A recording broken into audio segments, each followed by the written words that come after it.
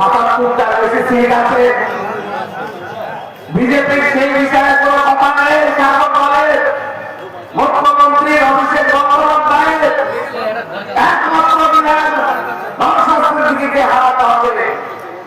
কারণ হচ্ছে নওশাদকে গরিব মানুষের কণ্ঠ হিসাবে উঠে আসছে, গরিব মানুষের অধিকারকে সুপ্রতিষ্ঠিত করার জন্য লড়াই করছেন, সংবিধানকে মজবুত করার জন্য লড়াই করছেন। এটা সহ্য হচ্ছে না, তাদের চুরি পাটপাড়িগুলো তুলে করছে, সহ্য হচ্ছে না।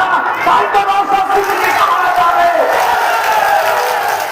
আজকের এই মঞ্চ থেকে আমাদের শপথ নিতে হবে ২৬-এর নির্বাচনে নওশাদকে হাতকে আরো বেশি মজবুত আমরা করবো।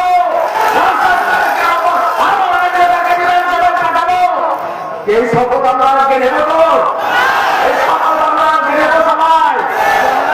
আমি আপনাদের সংগ্রামী মানুষ শুভেচ্ছা জানিয়ে আমি আমার বক্তব্য এখানে শেষ করছি।